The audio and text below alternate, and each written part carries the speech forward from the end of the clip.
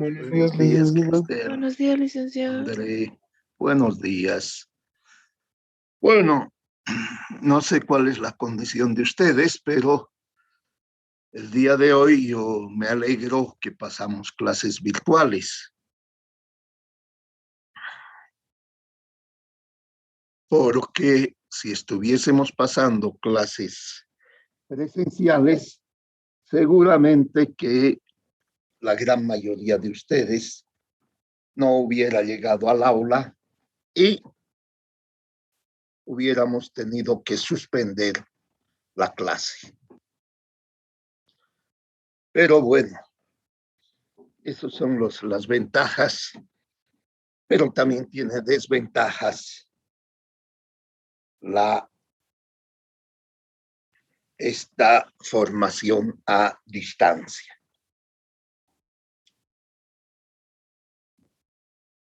Vamos a continuar con nuestra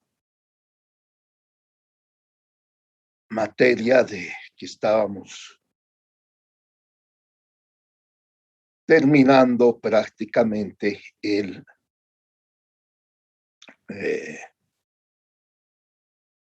esta primera parte de nuestra materia, que es la introducción a la economía, para pasar luego a derecho, introducción al derecho económico. Pues bien, habíamos visto ya cómo se desarrollan las políticas del Banco Mundial y del Fondo Monetario Internacional, dos organismos que van a ser importantes para en este desarrollo de la economía y del nuevo orden mundial. Pero les manifestaba que el orden mundial comienza a tener dificultades en 1971 y el nuevo orden mundial va a tener mayores retos cuando renace la potencia asiática China y se convierte en la segunda potencia económica mundial y va a comenzar a generar alternativas. En este momento ya no es necesario, ya no es imprescindible como antes era imprescindible, que si querías tener dinero, como por ejemplo vimos la década perdida de América Latina, los países latinoamericanos en 1989-90 no tenían otra salida, o pedían dinero al Banco Mundial o al Fondo Monetario o al gobierno de los Estados Unidos o a los gobiernos desarrollados de economía capitalista, de Europa Occidental, Japón. Ahora esa no es la situación. China ya ha creado dos bancos, ¿no? Y esos bancos dan dinero bajo condiciones diferentes al Banco Mundial y al Fondo Monetario Internacional. ¿Qué quiere decir diferentes? Para obtener un crédito en el Banco Mundial o en el Fondo Monetario Internacional, lo que se requiere es presentar un proyecto y sustentar la viabilidad de ese proyecto para que le den un crédito. Pero en el caso de la China, los países pueden solicitar un crédito y la China lo único que se asegura es que el país le devuelva el dinero, nada más. O sea, no se necesita ni presentar proyecto, nada, son recursos de libre disponibilidad en muchos casos, ¿no? Y cuando se solicita dinero a la China, si para un determinado proyecto, Entonces la China pone dos condiciones: que todo el equipo que se utilice sea de origen chino, ¿no? Y segundo, que en el proyecto se contraten a trabajadores chinos. El doctor anoche por el máximo, creo. Agua.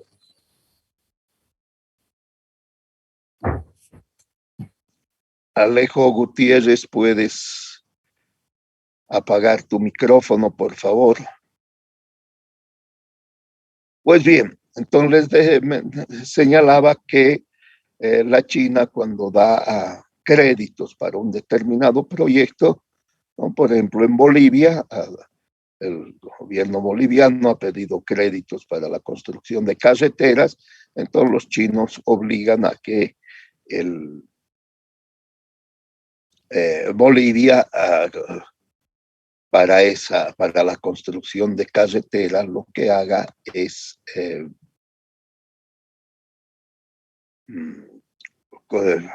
comprar maquinaria china y contratar obreros chinos, lo que está prohibido en la normativa boliviana. Según la normativa boliviana, ¿no?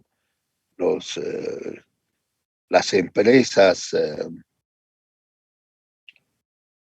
extranjeras, cuando llevan a cabo proyectos en Bolivia, no pueden contratar mano de obra extranjera, sino solamente mano de obra boliviana. Las únicas contrataciones que se puede hacer para un determinado proyecto es el personal técnico,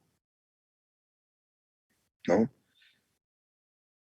Y, y los gerentes de esas empresas, pero no se puede contratar a personal extranjero. Pero como ustedes no le tienen que creer nada a su docente, porque esta no es una clase de creencias, tenemos que irnos a la fuente original. Entonces, quiero que hasta la próxima clase, hasta el día martes, ustedes averigüen en qué ley se establece que las empresas extranjeras, cuando ejecutan proyectos en Bolivia, no pueden contratar mano de obra extranjera. ¿Mm? Primer elemento. ¿En qué ley? Vuelvo a repetir, ¿en qué ley boliviana se establece que las empresas extranjeras no pueden contratar mano de obra extranjera, sino tienen que contratar mano de obra boliviana? La excepción, según el conocimiento que yo tengo, es que una empresa extranjera sí puede contratar a extranjeros, pero en calidad de profesionales, técnicos, ingenieros, eso sí puede contratar. Pero trabajadores, obreros, no puede contratar a extranjeros. Y eso es lo que hace China. China trae a trabajadores chinos al país.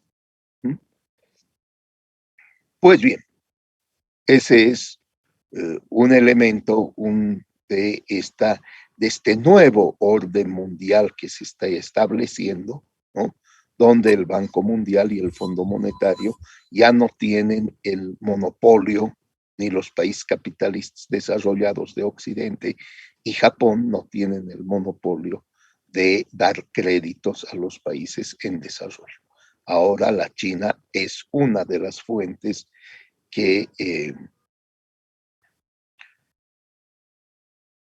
una de las fuentes de financiamiento para los países en desarrollo, pero con esas cláusulas negativas respecto al tema laboral, ¿no? Y lamentablemente estas empresas chinas tampoco respetan los temas laborales, la legislación laboral en el país, y también violan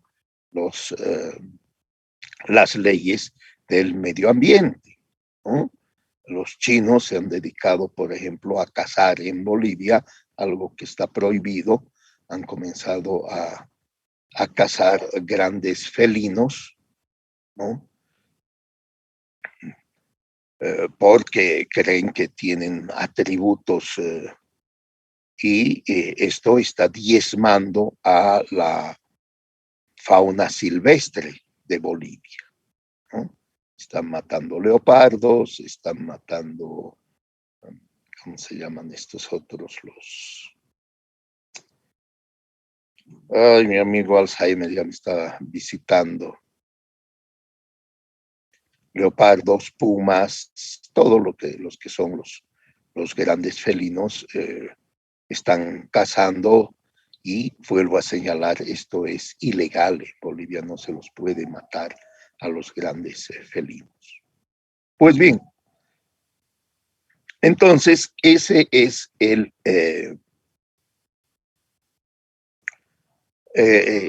papel que está disminuido del Fondo Monetario y del Banco Mundial. Ahora, en estos días hemos tenido la noticia de que Bolivia ha recibido dinero del Fondo Monetario Internacional. ¿Qué es esto? No es un crédito. Ojo, a ver, para explicar un poco este dinero que está recibiendo del Fondo Monetario Internacional. Bolivia es socio o socia del Fondo Monetario Internacional. Es como si nosotros estuviéramos en una cooperativa, ¿no? Y en una cooperativa nosotros hemos ido depositando dinero, ¿no? Bolivia tiene sus acciones en el Fondo Monetario Internacional. Y lo que ha hecho es sacar esas acciones que tiene, el valor de esas acciones, sacarlas, ¿no? Tenemos alrededor de 324 derechos especiales de giro. ¿Qué son derechos especiales de giro? ¿Por qué no decimos que tenemos 324 millones de dólares en acciones? Porque no solo son dólares, es una canasta de 5 monedas, ¿no? Dólares, euros, yenes, después creo que ya ha entrado el yuan chino. Bueno, son 5 monedas, y con esas 5, la sumatoria de esas 5 y el promedio de esas 5 hacen lo que se denomina los derechos especiales de giro. Entonces, lo que ha hecho Bolivia es sacar dinero por el monto de sus acciones. O sea, lo que hizo el año pasado en el gobierno de Yanine Áñez, ¿no? Hizo lo mismo. Pero llegó el señor Luis Arce Catacora y devolvió ese dinero al Fondo Monetario Internacional. Y no han pasado ni 6 meses y volvemos a hacer la misma transacción. O sea que hemos sacado ese monto de dinero que equivale a las acciones que tiene Bolivia en el Fondo Monetario Internacional. Y eso tenemos que devolver en un plazo. No he leído bien este nuevo contrato, en cuánto tiempo tenemos que devolver esos 324 millones de derechos especiales de giro, que son un poco más de 360 millones de dólares. Entonces, ese es lo que hemos sacado, y es el debate que ahora hay en Bolivia, ¿no? Pues se dice que lo que ha hecho Yanine Áñez está mal, lo que hace este gobierno y hace lo mismo está bien. O sea, esas locuras que cometemos en Bolivia, ¿no? Hemos sacado ese dinero, hemos devuelto el dinero sin utilizarlo, y hemos pagado intereses. O sea, algo loco, ¿no? Es una locura. Ni un país rico se da el lujo de pagar más de 24 millones de dólares en intereses sin haber utilizado ese dinero. Pues bien, a ver, ahora veremos la Organización Mundial del Comercio. ¿Por qué es importante esta organización? Ya les decía que cuando se estructura el nuevo orden mundial, ahora se está transformando, por eso yo ya lo denomino el nuevo viejo orden mundial, porque ya han transcurrido más de 70 años desde que se estableció en 1947, se comenzó a implementar este orden mundial con la creación del Banco Mundial, el Fondo Monetario y el Acuerdo General sobre Aranceles Aduaneros y Comercio. Ese acuerdo general sobre aranceles aduaneros y comercio tenía que ser la Organización Mundial del Comercio. Pero en ese momento a Estados Unidos no le convenía una Organización Mundial del Comercio. ¿Por qué? Porque la idea de esta Organización Mundial del libre comercio, ¿no? Y naturalmente en ese momento Estados Unidos tenía su base industrial, su base productiva intacta. La guerra no había afectado a ninguna empresa de Estados Unidos, ¿no? No habían habido bombardeos, no había habido combates en territorio norteamericano. Por lo tanto, en las Américas no hubo combates, ¿no? Por lo tanto, la base industrial, la infraestructura productiva estaba intacta. Entonces, después de la Segunda Guerra Mundial, lo que Estados Unidos quería era vender sus productos, porque era el único país en ese momento que podía abastecer de productos a todo el mundo. ¿Por qué? Porque los europeos, los japoneses, los chinos, había su base productiva, su industria estaba destruida, ¿no? Entonces, no les interesaba el libre comercio, lo único que les interesaba era vender sus productos, y para eso no necesitaban ningún marco internacional. ¿Por qué? Porque todos tenían que comprar productos de Estados Unidos, porque no había dónde más comprar en ese momento. Pero eso se va a modificar, se va a transformar en el transcurso de los años. Y 50 años más tarde, en 1995, cuando termina la negociación de la Ronda Uruguay, que les decía que en 1986 se había iniciado una gran negociación en Punta del Este, Uruguay, donde los representantes de la gran mayoría de los países se dio cita ahí en Uruguay para que el comercio internacional tenga normas internacionales para todos. ¿Por qué? Porque el Acuerdo General sobre Aranceles Aduaneros y Comercio, el GATT, tenía pocos miembros, eran principalmente los países desarrollados. Los países en desarrollo no estaban ahí, ¿no? Bolivia, por ejemplo, recién va a ingresar al GATT en 1990. Es decir, 45 años después de que se había decidido crear ese organismo internacional. Entonces, en esta negociación del GATT de 1986 a 1994, se van a negociar tres grandes temas. Primero,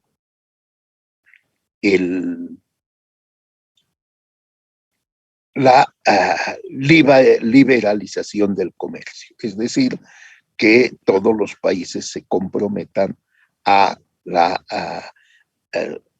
que el comercio sea libre y que no se apliquen medidas proteccionistas. Ese va a ser una de los objetivos. Pero además se van a tomar medidas especiales en tres ámbitos. El primero, agricultura. ¿Qué pasaba en agricultura? En agricultura todos los países podían subvencionar. Agricultura era uno de los sectores donde los países podían tomar cualquier medida para proteger su agricultura. ¿Y por qué esto? Porque se pueden imaginar ustedes esta negociación de Bretton Woods. se da cuando está terminando la Segunda Guerra Mundial y naturalmente no había muchos alimentos y comienza a haber hambre en Europa y en África por la guerra. Entonces, en ese momento, ningún gobierno se quería comprometer a tomar medidas sobre la agricultura. ¿Por qué? Porque la necesidad era la producción de alimentos, porque había hambre en la población, ¿no? Ya alguna vez creo les he comentado, cuando yo estaba estudiando en Alemania, ¿no? Y conversábamos ahí con personas mayores que habían estado en la época de la guerra, ¿no? Ellos contaban, especialmente los que vivían en las ciudades, ¿no? Ellos contaban cómo habían pasado hambre, no habían alimentos, ¿no? Entonces, el tema agrícola, el tema de los alimentos principalmente, era un tema tabú que ningún gobierno quería comprometerse a nada, lo único que quería era apoyar a su agricultura para que produzca más alimentos. Por lo tanto, se comenzaron a aplicar una serie de medidas para fomentar la producción agrícola, una serie de subvenciones directas e indirectas. En esta ronda de Uruguay, esta ronda de negociación de los países de 1986 a 1994, se decide que ahora también en la agricultura, en los productos agrícolas, se van a ir disminuyendo las subvenciones hasta llegar a un punto en que desaparezcan las subvenciones. ¿Mm? Ese es un elemento importante. ¿Existen todavía subvenciones en la agricultura? Sí, pero han ido disminuyendo sustancialmente. Pero eso no quiere decir que no haya subvenciones a la producción agrícola. Un punto. El otro punto era también el sector de textiles, la producción de prendas de vestir, de telas, etc. ¿Por qué? Eso también tiene su causa en la Segunda Guerra Mundial. Los países necesitaban crear fuentes de trabajo porque ya les decía, la guerra había destruido muchas empresas, muchas fábricas. Uno de los sectores que genera mayores fuentes de trabajo es el de textil, tanto la producción de telas como la producción de prendas, ¿no? Se calculaba en ese entonces que para producir, si se creaba un puesto de trabajo en la industria pesada, en la producción de acero, por ejemplo, con ese mismo dinero se podían crear 5 fuentes de trabajo en la producción de alimentos. Y con ese mismo dinero se podían crear 25 fuentes de trabajo en el sector textil. Entonces el sector textil era visto como un sector para generar fuentes de trabajo. Y por eso los países también no se quisieron comprometer a una política de no subvencionar su sector textil. Entonces el sector textil siempre ha estado subvencionado. Entonces en esta negociación se decide, ya habían pasado varios años, desde 40 años prácticamente desde la finalización de la guerra, entonces se decide que en el sector textil también se tenían que eliminar los subsidios. Entonces van a ser esos 2 sectores donde se decide eliminar subsidios. Y en el tema textil va a ser mucho más profunda la liberalización porque se va a decidir que a partir del año 2006, ¿no? Es decir, 10 años después de la creación de la Organización Mundial del Comercio, ya no deberían haber subvenciones en el sector textil, ni trabas, ni proteccionismo en el sector textil. Es por eso, jóvenes señoritas, que desde el año 2006 comienza China a entrar a todos los mercados, y si uno recuerda, aquí en Bolivia la ropa china va a comenzar a llegar en grandes cantidades a partir del año 2006. Antes ya llegaba, no es que no, pero el momento en que se levantan estas restricciones a nivel mundial, entonces la China, que va a tener un gran potencial textilero, va a comenzar a exportar, pero de forma increíble, sus prendas de vestir. Entonces tenemos ahí dos sectores que se van a liberalizar. Los otros sectores industriales estaban relativamente, no habían grandes subvenciones, no habían grandes distorsiones en el comercio, pero sí en agricultura y en el sector textil. ¿Tienen hasta acá alguna pregunta, alguna duda?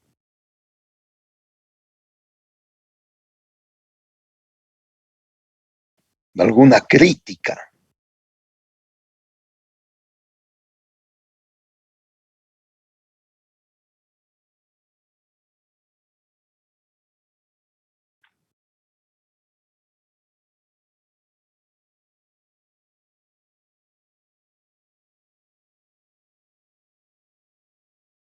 A ver, Carmen Apaza, ¿hemos comprendido todo hasta este momento?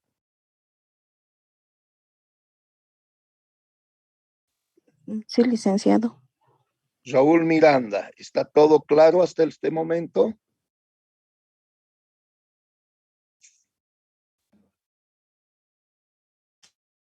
Licenciado. Sí, está claro. Pues bien. Licenciado, buenos días. Sí, buenos días. Ya tenía una pregunta referido a lo que usted nos comentó, Dime, Elvis. de los DEX, con la noticia que el martes ha salido de que Bolivia había recibido derechos especiales de giro del FMI para frenar la crisis sanitaria. Con este tipo de políticas económicas que están gestionadas por el Banco Central y que este está subordinado a un partido político, ¿habría alguna diferencia si el Banco Central fuera independiente, licenciado? Claro que habría diferencia porque el Banco Central tendría que primero medir el endeudamiento del país, ¿no? Porque el Banco Central tiene que prender las luces amarillas o rojas por el endeudamiento. Entonces, a ver, a nivel internacional se establece que un país se puede endeudar hasta el 50% de su Producto Interno Bruto. Entonces, más o menos, el Producto Interno Bruto de Bolivia está en 40.000 millones de dólares, ¿no? Entonces, supuestamente nuestra deuda externa está alrededor de los 12.000 millones de dólares y tendríamos todavía un colchón de 8.000 millones de dólares para endeudarnos. Pero si a la deuda externa se le suma la deuda interna, ahí ya hemos pasado los 20.000 millones de dólares. Entonces ya estamos en una fase crítica, porque el endeudamiento es superior a nuestro Producto Interno Bruto, que es la riqueza de Bolivia, la riqueza que generamos en un año. Por lo tanto, endeudarnos, seguirnos endeudando ahora es riesgoso, pero por el otro lado, no tenemos otra eh, otra salida en este momento. No tenemos. ¿Mm? Porque nuestras reservas han disminuido, pero sustancialmente, ¿no? Estamos alrededor de 4.500 millones de dólares en reservas. ¿no? Con esto que hemos sacado ahora, los derechos especiales de giro eran parte de las reservas internacionales netas. Entonces ahí tenemos más de 350 millones de dólares menos, ¿no? Entonces, la situación económica es crítica, señores. Un banco central independiente, naturalmente, que ayuda a que los gobiernos de turno, ¿no?, tengan una política económica más orientada a no gastar más de lo que ingresa al país, ¿no? Y lamentablemente esto no ha sucedido. En los últimos años hemos estado gastando más de lo que ingresa y por lo tanto estamos con serias dificultades económicas. Por eso en sus familias traten de ahorrar, ¿no? Y no despilfarrar el poco dinero que pueden haber ahorrado, ¿no? Si tienen ahorros, conserven esos ahorros y traten de evitar cualquier gasto innecesario, ¿no? Cualquier gasto innecesario. Entonces, un banco central independiente le haría muy bien a Bolivia. ¿Mm? Muy bien a Bolivia. ¿Está comprendido? ¿No está la respuesta o no? Sí, licenciado, muchas gracias. Pues bien, entonces lo que les manifestaba es que va a haber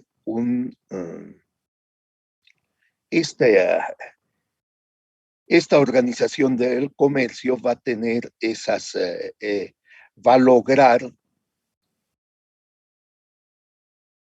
que se pueda eliminar los subsidios en gran parte en agricultura y totalmente en los servicios, en los textiles, en las prendas de vestir. Pero además, esta negociación va a tener algo mucho más importante. Va a incorporar dos temas que son que no se habían tomado en cuenta anteriormente en las negociaciones comerciales. Y uno de ellos es la propiedad intelectual y otra va a ser el tema de servicios. A ver, voy a tratar de mostrarles, aquí tengo GATS.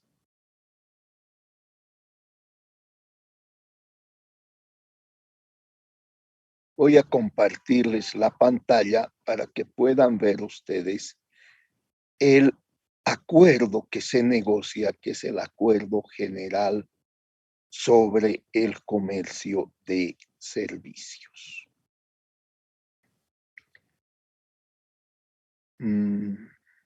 Aquí está. ¿Pueden ver la pantalla?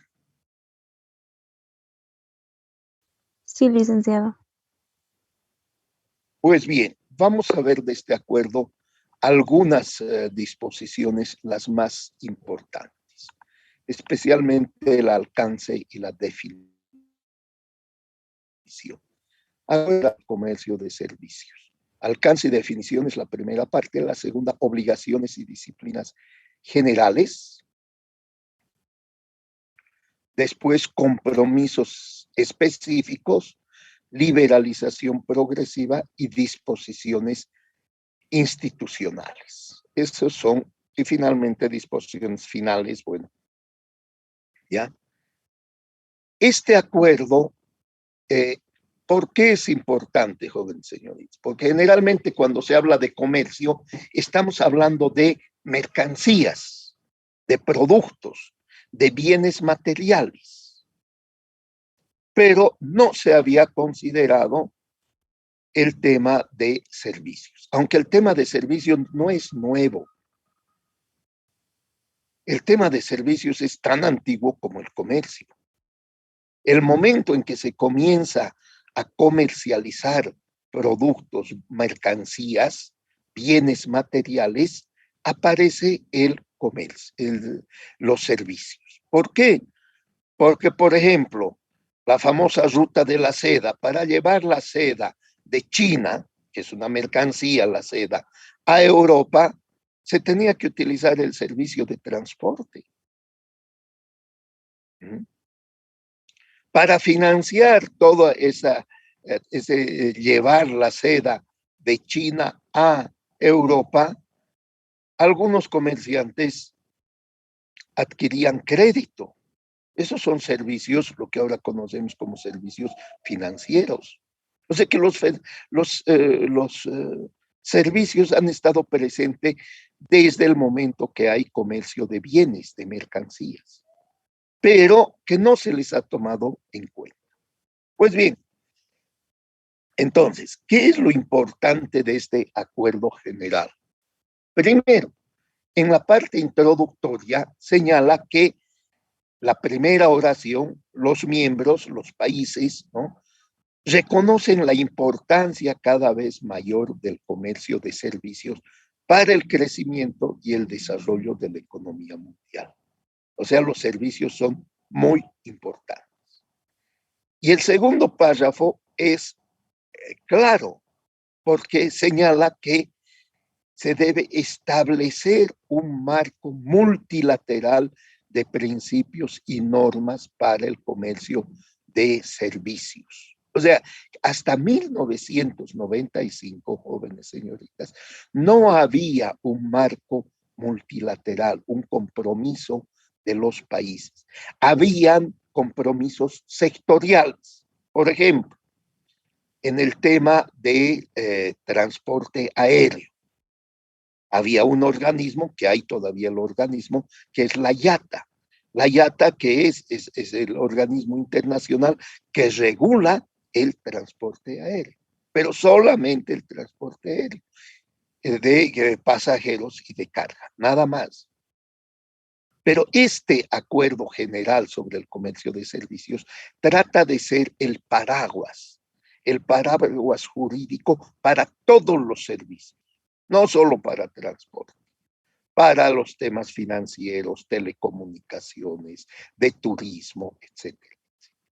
¿Ya? Y el tercer párrafo de esta introducción también nos da luces porque señala, deseando el pronto logro de niveles cada vez más elevados de liberalización del comercio de servicios. Entonces está señalando este tercer párrafo que en el comercio de servicios hay subvenciones y hay proteccionismo. Por lo tanto, esto hay que ir eliminando, ¿no?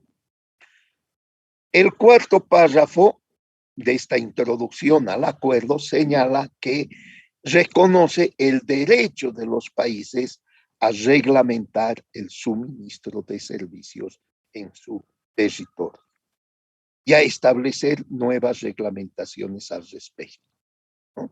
O sea, señores, ustedes pueden tener sus leyes que regulan el comercio de servicios en sus países. Lo pueden hacer, pero enmarcándose en estas disposiciones generales que tenemos acá, ¿no?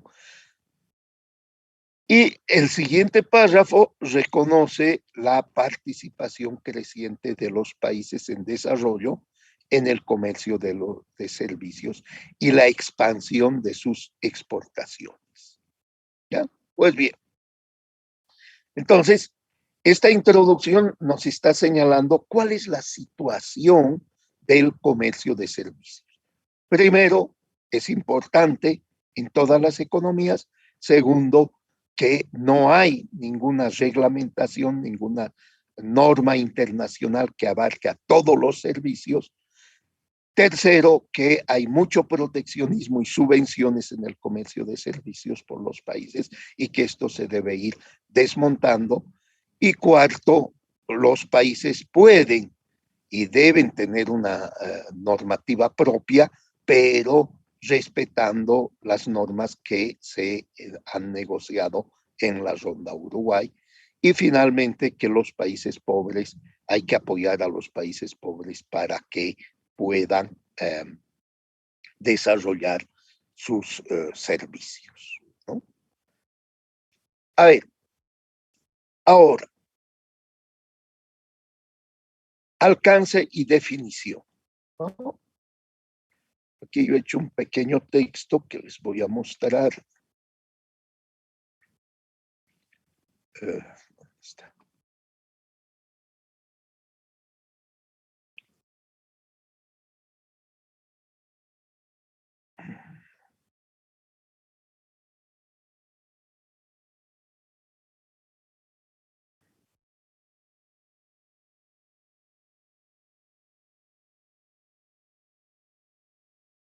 A ver, ¿dónde está esto?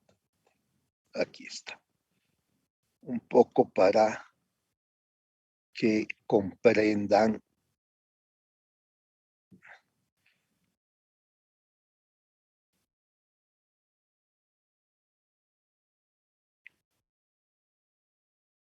estamos viendo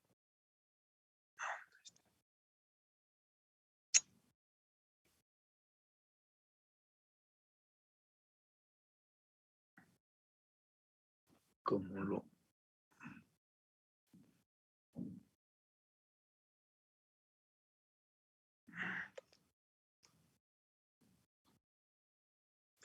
Entonces, están viendo acá ustedes el artículo primero, alcance y definición, ¿no? Primero, miren ustedes, el presente acuerdo se aplica a las medidas adoptadas por los miembros que afecten al comercio de servicios. ¿Por qué no se menciona aquí países o estados? Porque en la Organización Mundial del Comercio no solo participan estados como Bolivia, como Perú o Chile, también participan territorios aduaneros. ¿Qué son territorios aduaneros?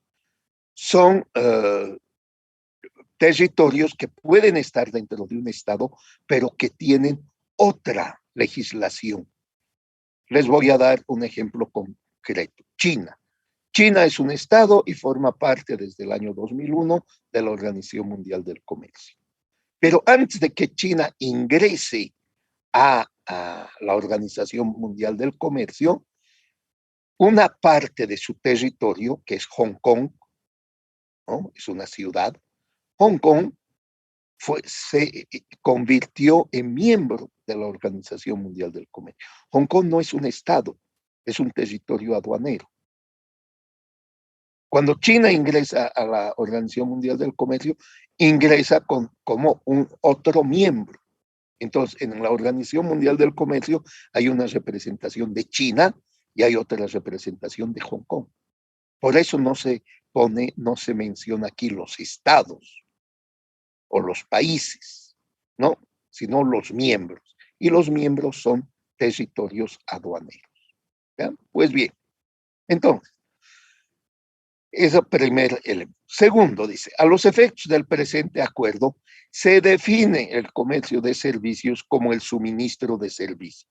O sea, no nos da una definición de lo que significa un servicio, sino comercio de servicios es suministro de servicios. Pero a continuación nos hace un detalle, nos dice, se define el comercio de servicios como el suministro de un servicio A del territorio de un miembro al territorio de cualquier otro miembro. B, el suministro de un servicio en el territorio de un miembro a un consumidor de servicios de cualquier otro miembro, ¿no? Y el suministro de servicios C, por un proveedor de servicios de un miembro mediante presencia comercial en el territorio de cualquier otro miembro. Y finalmente el suministro de servicios por un proveedor de servicios de un miembro mediante presencia de personas físicas de un miembro en el territorio de cualquier otro miembro. Bueno, esto que parece trabalenguas, yo les he traducido de la siguiente forma y aquí está.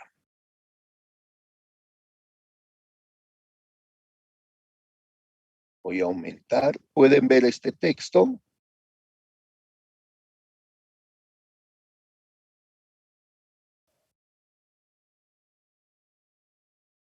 ¿Pueden ver el texto? Sí, licenciado. Ya, gracias. Pues bien, entonces, según el Acuerdo General de Comercio de Servicios, o GATS, por sus siglas en inglés, en su artículo 1, el comercio de servicios se suministra a través de 4 modalidades. A saber, entonces aquí copio las 4 modalidades que les he leído y a continuación desarrollo. El modo 1, ¿qué significa este suministro transfronterizo del territorio de un miembro al territorio de cualquier otro miembro? Esto significa que el consumidor de un servicio del país A recibe los servicios de otro país B, puede ser a través de su infraestructura de comunicaciones o de correos, ¿no? Algunos ejemplos son educación a distancia. O sea, la forma de suministro es, por ejemplo, ustedes toman un curso, una maestría en España, en Chile, en Brasil, en cualquier otro lado. Se inscriben a un curso en el extranjero, pero les dan las clases de forma virtual. Y ustedes pagan por ese curso, por esa maestría o por el curso que tengan. Ese es el suministro transfronterizo, ¿no? Entonces, el consumidor no se mueve. Ustedes son los consumidores, se quedan en Bolivia. ¿Quién les va a prestar el servicio de educación? En este caso, va a ser una universidad en el extranjero. El proveedor de servicios tampoco se mueve. El proveedor de servicios sigue en Chile o en Brasil o en los Estados Unidos o en España. Proveedor y consumidor siguen en sus países, pero el servicio se da a través de las fronteras. Por ejemplo, la educación a distancia. El segundo modo es el consumo en el extranjero del territorio de un miembro a un consumidor de servicios de cualquier otro miembro. ¿Qué significa esto? Los consumidores del país A viajan al país B para recibir los servicios. Por ejemplo, los turistas europeos viajan a Perú o Bolivia o a Perú para visitar Machu Picchu. Entonces, el que va a consumir el servicio, el consumidor, se traslada al otro país. O los pacientes bolivianos, los enfermos bolivianos, viajan a Chile o Cuba para recibir los servicios médicos. Esta es la segunda forma a través de los que se prestan servicios a nivel, se da el comercio internacional de servicios. Tercero, el tercer modo es la presencia comercial por un proveedor de servicios de un miembro mediante la presencia comercial en el territorio de cualquier otro miembro. ¿Qué significa esto? La empresa prestadora de un servicio del país B establece una filial en el país A. Así, los consumidores de ese servicio no necesitan viajar al extranjero. Por ejemplo, una cadena de supermercados o de restaurantes como el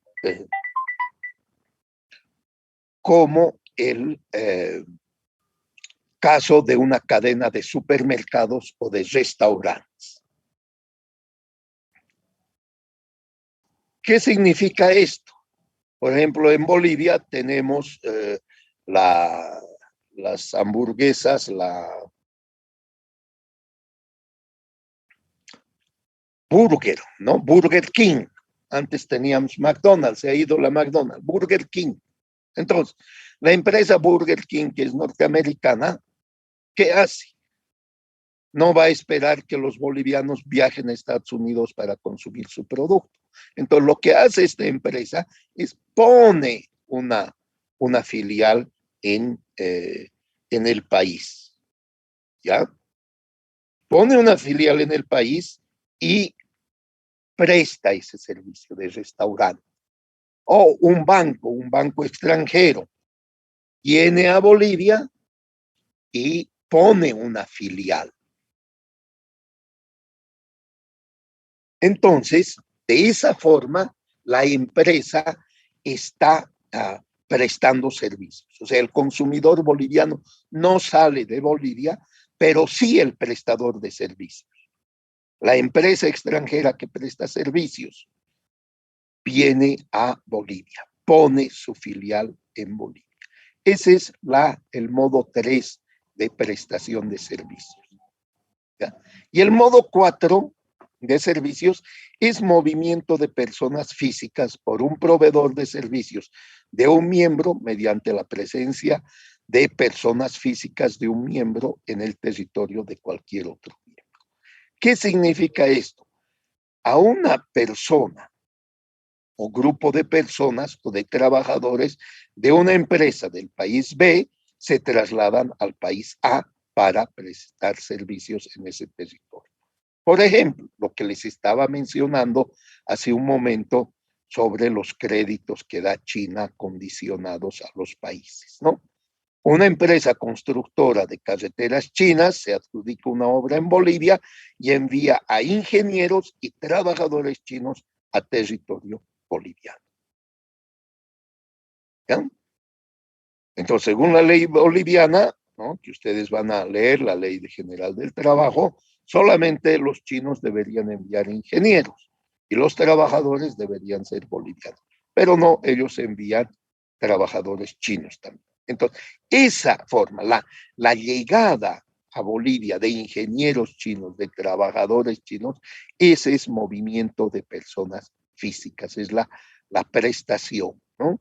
O a mí, por ejemplo, hace 3 años me invitaron para que vaya a Moscú a dar una conferencia sobre el tema de hidrocarburos en Bolivia. Entonces yo fui hasta Moscú, di ahí a varias empresas las charlas, ¿no? Les hice una consultoría, entonces esa es presencia física de personas.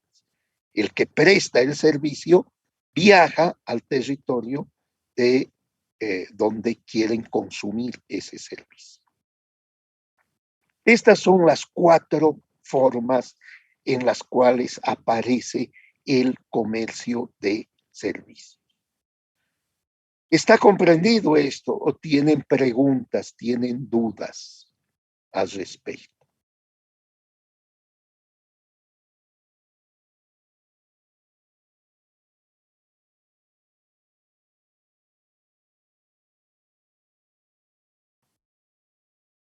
Pues bien, aquí les voy a mostrar cuáles son los principales países o grupo de países que exportan servicios. Miren ustedes, los principales exportadores mundiales de servicios comerciales son la Unión Europea y Estados Unidos. El año 2019, de todo el comercio mundial de servicios, de toda la exportación mundial de servicios, la Unión Europea exportaba el 18.5% y los Estados Unidos el 14.1%. Los chinos apenas el 4.6% y la Federación Rusa el 1%. Pero si vemos las importaciones, miren ustedes en este otro cuadro que tengo sobre las importaciones de servicios, vamos a bajar para que se pueda ver mejor. En este cuadro de importaciones de servicios, nuevamente los principales importadores de servicios es la Unión Europea, con un 18% del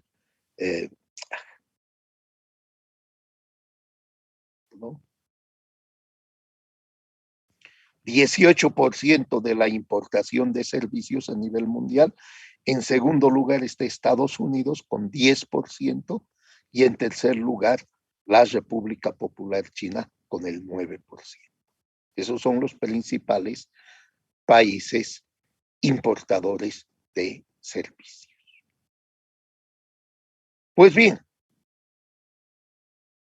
entonces, como pueden ver, este tema de comercio de servicios, jóvenes señoritas, es otra área del derecho donde ustedes pueden especializarse, y no solamente en derecho civil o derecho penal, ¿no? Porque el comercio de servicios naturalmente requiere de abogados especializados en las normativas internacionales. ¿Ya? Esto es fundamental que ustedes comprendan sobre el comercio de servicios. Si nosotros volvemos al acuerdo, vamos a volver a poner el acuerdo. No es este. Está aquí.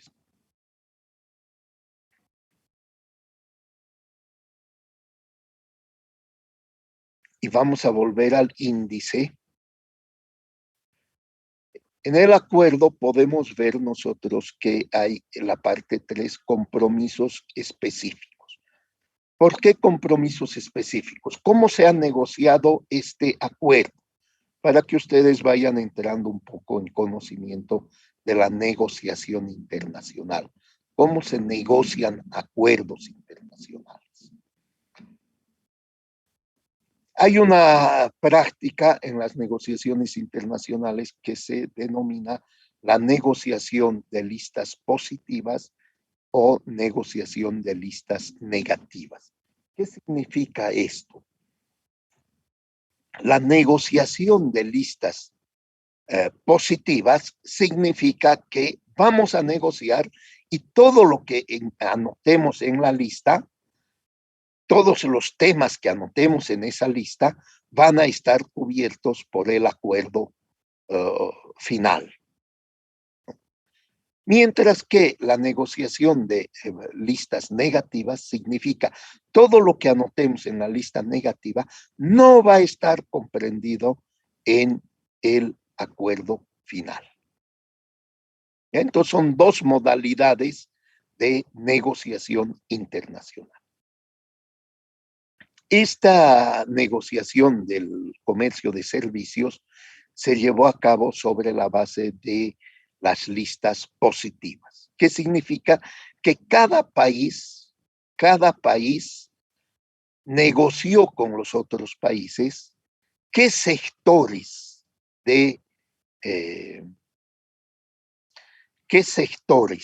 del comercio de servicios iban a ser incorporados o en qué sectores, por ejemplo, Bolivia se iba a comprometer a que este acuerdo de servicios tenga vigencia.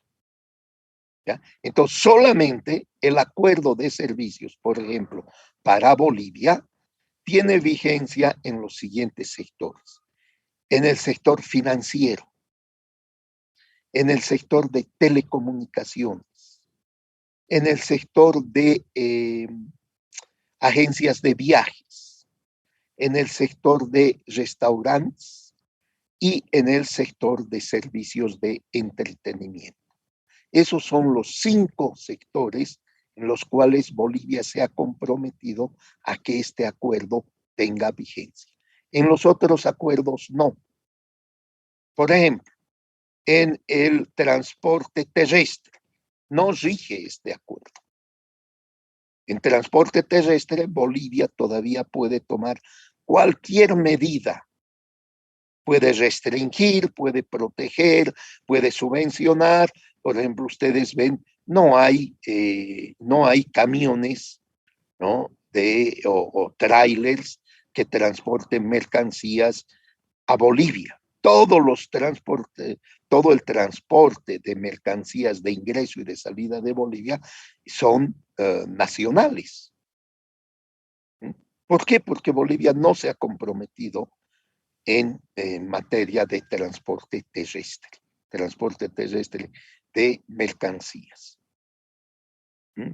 Cuando nosotros abramos eso, entonces naturalmente van a ingresar grandes trailers del Brasil, de Argentina, de Paraguay, de Chile, de Perú a Bolivia. Pero como Bolivia no se ha comprometido, entonces todavía tenemos el monopolio de que solamente empresas bolivianas prestan el servicio de transporte de mercancías al exterior, importación y exportación. No se permite empresas extranjeras. ¿Ya? Y si alguna empresa extranjera quiere trabajar en Bolivia, tiene que contratar a una empresa nacional. ¿Está comprendido esto? ¿O tienen preguntas, dudas al respecto?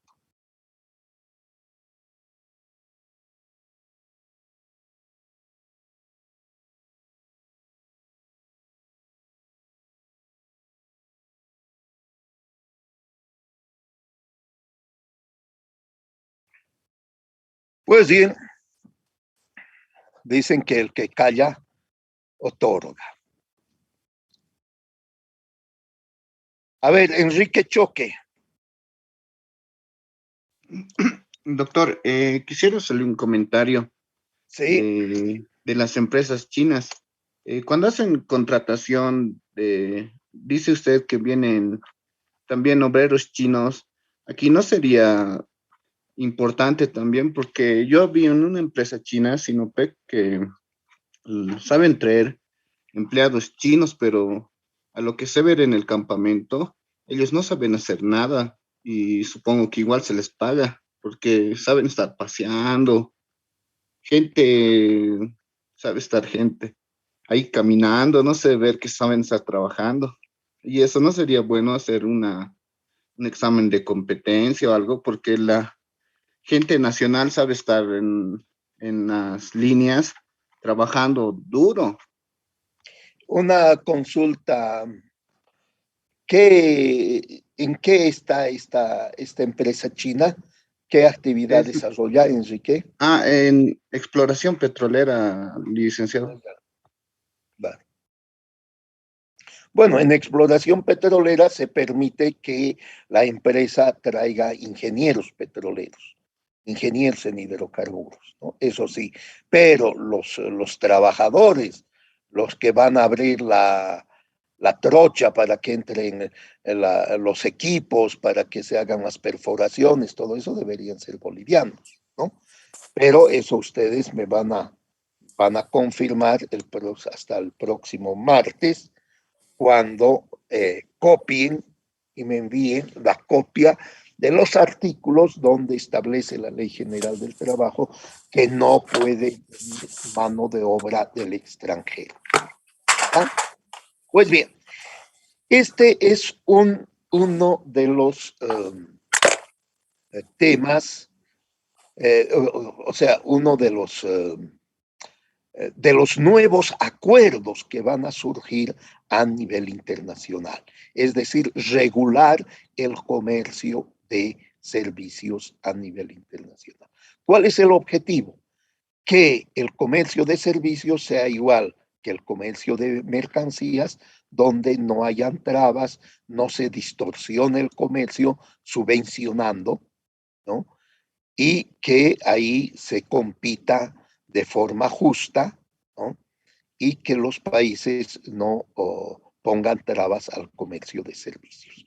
Por eso se plantea el libre comercio de servicios a nivel mundial. Ese es el objetivo de este acuerdo, del cual Bolivia forma parte.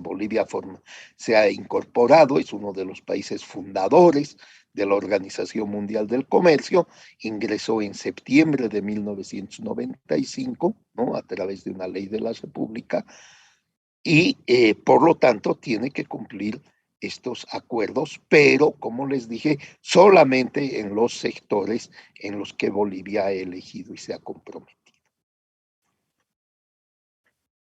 Otro de los temas que es nuevo a nivel del comercio mundial es el acuerdo sobre los derechos de los aspectos de los derechos de propiedad intelectual relacionados con el comercio. ¿Qué significa esto? Los TRIPS, creo que aquí tengo el...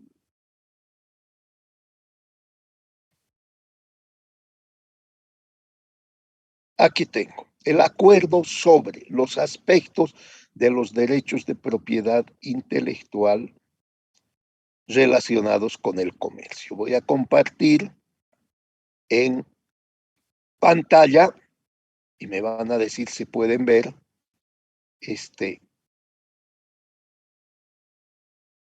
¿Pueden ver este acuerdo? Sí, licenciado.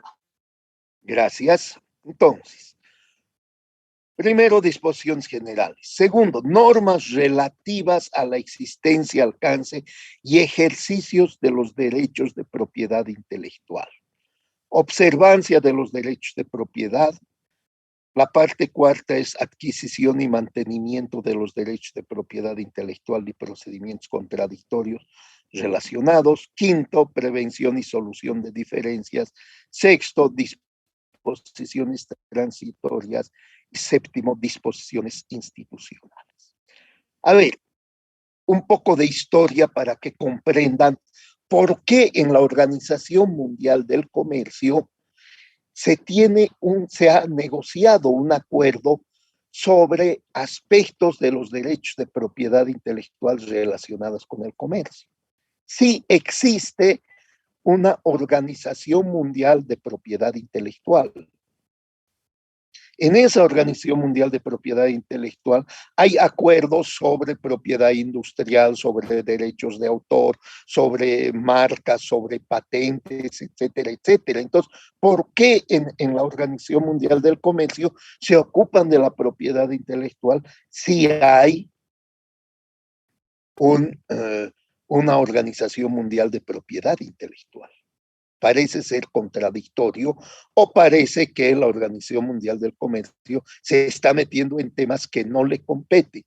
Pero el mismo título ya lo dice.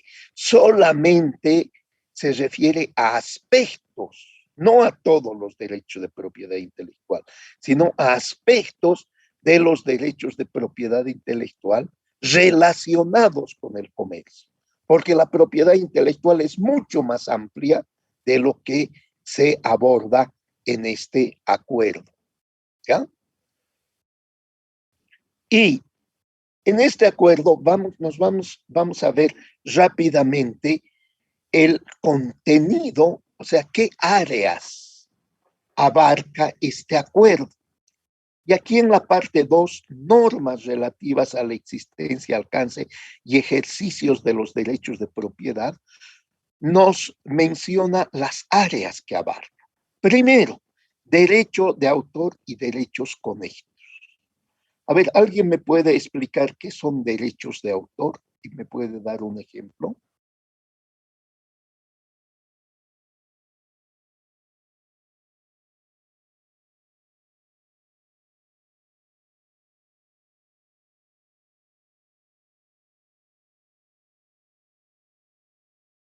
¿Qué son derechos de autor?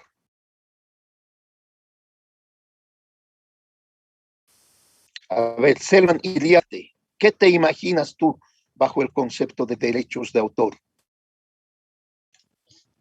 Yo lo entiendo como la propiedad que se tiene sobre algún trabajo intelectual, como ser alguna obra literaria o cualquier Ya, cosa de ese estilo. sí, estás en lo correcto. Puede ser una obra literaria, alguien que ha escrito un libro, pero también alguien que ha escrito una pieza musical, ¿no? Y el ejemplo más claro aquí es de los Carcas con Llorando se fue, ¿no? Que se ha convertido, que alguien le pirateó y se convirtió en la lambada, y después el que le ha pirateado ha tenido que pagarles a los Carcas $1.000.000 por violar su derecho de autor, ¿no? Ese es el derecho de autor. A ver, sigamos viendo qué es los otros. El segundo tema es, no, perdón, me he equivocado. El otro tema es marcas de fábrica o de comercio. A ver, ¿alguien me puede dar un ejemplo de marcas de fábrica o de comercio?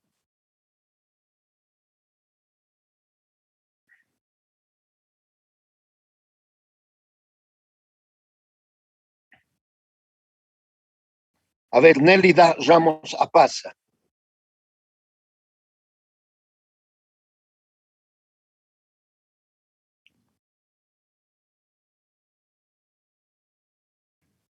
Por lo visto, Nélida Ramos Apaza no está. Solamente se ha conectado. A ver, Natalie Araceli Alcázar. ¿Qué comprendes tú por marcas de fábrica o de comercio? A ver, buenos días, licenciado. Buenos días. Bueno, cuando se refieren a marcas, yo me imagino que son los logos o algo característico que denota su propiedad.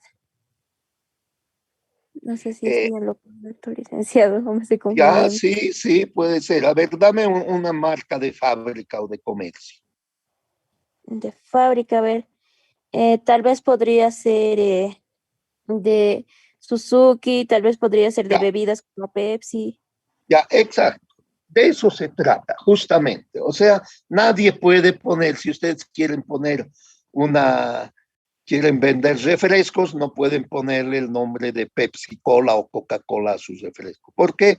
Porque esa ya es una marca de fábrica o de comercio, ¿no? Que está registrado. No pueden poner a sus hamburguesas McDonald's, pero esto después vamos a ver que hay algunas salidas que sí pueden ponerlas. Si venden hamburguesas, pueden vender. Y a ver, les voy a dar un tip para ganar dinero más adelante. Pero bueno, eso es. ¿Mm? Indicaciones geográficas. Bueno, esto es un poco más complicado. Este es un poco más complicado porque en indicaciones geográficas se refiere, o alguno de ustedes sabe a lo que se refiere, esta protección de las indicaciones geográficas.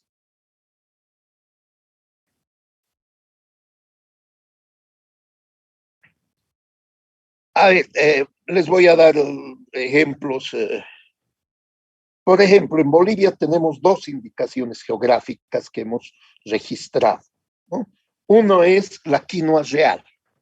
¿Qué significa? ¿Por qué? Pero ahí no veo yo nada de geografía. Pues bien, sí, la quinoa real solamente se puede poner quinoa real, aquella quinoa que ha sido cultivada, ¿no? En torno al Salar de Uyuni. Los que cultivan quinoa en La Paz no pueden poner la marca de quinoa real. Solamente la quinoa real es la que se cultiva en torno al Salar de Uyuni. O el Singani. Cualquier aguardiente de uva no puede llevar el nombre de Singani. Singani solamente son de los valles tarijeños. Los del Uribay, por ejemplo, no deberían poner Singani. Pueden ponerle aguardiente de uva, pero no Singani. En los dos casos de Bolivia no se refleja el nombre geográfico. Pero, por ejemplo, en hay esta bebida el pisco. Hay una pugna entre Chile y Perú respecto al pisco. El pisco es un aguardiente de una localidad peruana que se llama Pisco. Esa es una indicación geográfica. ¿Y qué han hecho los chilenos? Los chilenos han desarrollado y hacen mejor pisco que los peruanos, y para utilizar el nombre de pisco han puesto nombre a una región. Pero naturalmente el pisco, el nombre original es del Perú. Lo mismo hay con los quesos, ¿no? Hay el queso Gouda, el Emmental, todos esos son nombres de regiones. O el caso más conocido en bebidas alcohólicas, el champán. Champán es una zona de Francia. Y solamente el vino blanco espumoso de esa zona de Francia, de champán, puede llevar el nombre de champán. Los otros no pueden poner en su etiqueta parecido al champán, igualito al champán, no pueden poner. Está prohibido eso. Entonces, champán solamente es aquel vino blanco espumoso producido en la zona de Champagne de Francia. Nadie más puede utilizar ese nombre. ¿Está claro esto? ¿Está comprendido? El otro tema, dibujos y modelos industriales. Por ejemplo, un modelo industrial es de las famosas de estos autos Volkswagen, de las petas. Nadie, ninguna empresa de autos puede darle la forma del escarabajo de la peta a sus modelos. Ese es un modelo industrial. ¿Ya? Nadie puede hacer. Toyota, Suzuki o los coreanos, nadie, ni Ford, ni GMC, nadie puede darle la forma que le ha dado Volkswagen a la peta. ¿Ya? Y a eso se refiere esta área de dibujos y modelos industriales, ¿no? O, por ejemplo, la forma de la botella de Coca-Cola. Esa también entra dentro de estos dibujos y modelos industriales. El quinto tema es de patentes, que lo vamos a ver un poco más porque es importante, ¿no? El patente, ahora hemos estado debatiendo estos meses por el tema del COVID, ¿no? Los que desarrollan vacunas están patentando esas vacunas, ¿no? La Pfizer, la Sputnik V, la Johnson y Johnson, etcétera, etcétera. Entonces, los que han desarrollado esas vacunas van y las patentan. Esto es muy importante y vamos a ver cómo quedamos mal nosotros a nivel internacional por no conocer este acuerdo. Luego, esquemas de trazado, topografías de circuitos integrados. Esto tiene ya todo que ver con lo que hoy es la informática, ¿no? Luego, protección de la información no divulgada. Es decir, hay Coca-Cola. Todos quieren saber cuál es la fórmula de la Coca-Cola.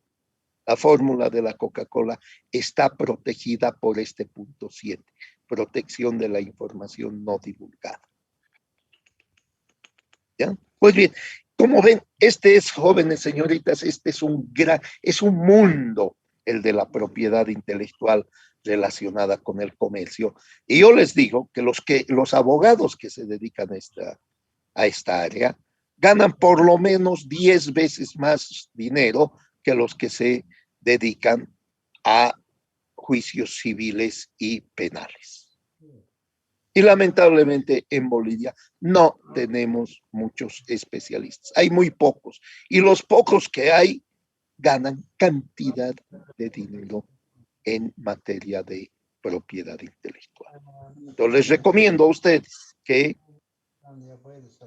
se dediquen a este tema. Pues bien, vamos a ver con un poco más de detenimiento estos temas porque me parece importantes para la formación de ustedes. Micael Nina, apaga tu micrófono, estás interrumpiendo. Entonces, como les decía, este tema para mí es fundamental para estudiantes de derecho, el tema de la propiedad intelectual. Lamentablemente, a pesar de los esfuerzos que hemos hecho en la facultad, no hay una materia. Así como se logró introducir hace algunos años la materia de derecho informático, ¿no? No hay una materia sobre derechos de propiedad intelectual. Pero les recomiendo a ustedes, entren a la página de la Organización Mundial de Propiedad Intelectual y ahí hay cursos gratuitos sobre propiedad intelectual. Y les aseguro que de aquí a unos años me van a agradecer por el dinero que van a estar ganando si se dedican a la propiedad intelectual. Es un campo, no es nuevo en Bolivia, pero es un campo poco conocido y hay pocos profesionales, pocos abogados que se han especializado en propiedad intelectual. Y no se pueden especializar en todo, ¿no? Porque es muy amplio, ¿no? O se especializan en derechos de autor o en propiedad industrial o en patentes o en marcas, etcétera, pero no se pueden especializar todo. Es igual que en medicina, no hay el médico general, pero hay pues los especialistas, ¿no? Los ginecólogos, los odontólogos, o sea, en cada especialidad tiene sus características propias y por lo tanto les recomiendo que ustedes puedan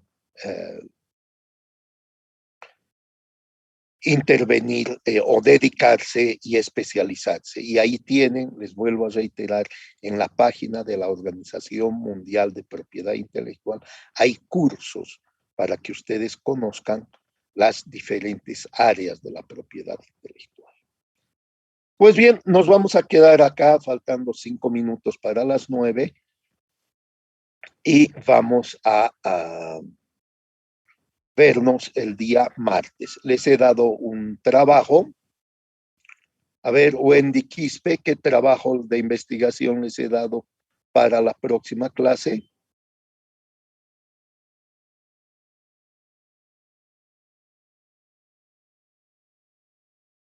No, no está Wendy Licenciado, Quispe. buen día. Wendy Ah, aquí buenos días. Dígame, ¿cuál es el trabajo que les he dado?